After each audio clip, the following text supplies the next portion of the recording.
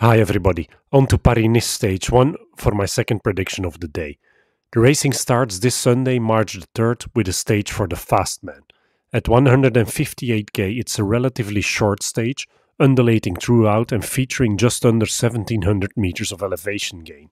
None of the climbs are steep or long enough to trouble the sprinters, especially not those on the versatile end of the spectrum.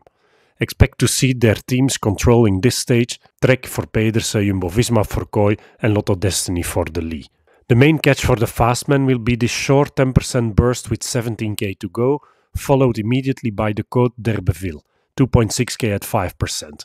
This is where Trek has to up the pace in an attempt to rule out or at least put some pressure on some of the pure sprinters, such as Akkerman for example, who doesn't seem in great form looking at his UAE Tour results. The finale itself is mellower than I thought, with a 2.2% uphill drag to the finish line in the final kilometer. For the GC contenders Roglic and Evenepoel, they'll just be aiming to get through this stage safely.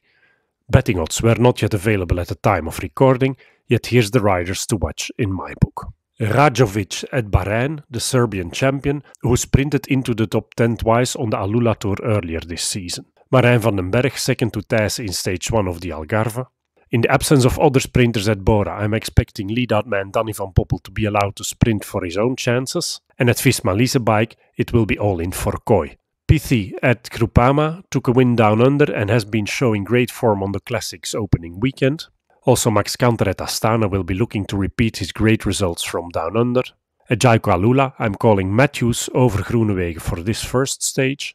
And Pedersen then is the main man to watch for this stage. He's just won the Étoile de Bessèges and 3 out of the 4 stages in the Tour de la Provence, so he's firing on all pistons.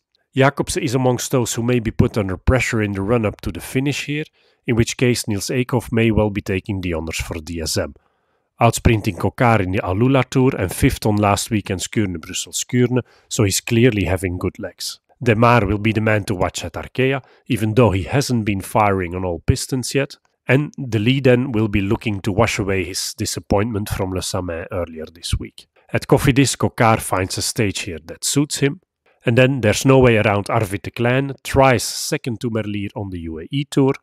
Caden Groves at Alpecin de Koning, who hasn't found his mojo yet this year.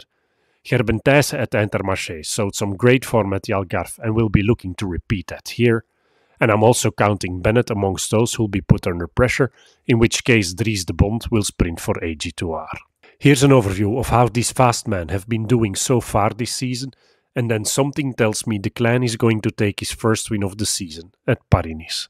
I'm not expecting it to be on stage 1 though, where Pedersen and Kooi are my 4-star favorites, De Lee and De Klein get 3 stars, Kokar and Pithi get 2 stars, Kanter, Rajovic, Matthews and Van Poppel each get 1 star. For the podium, I'm calling Kooi ahead of Pedersen and De Lee. Thanks for watching, enjoy the stage and see you later.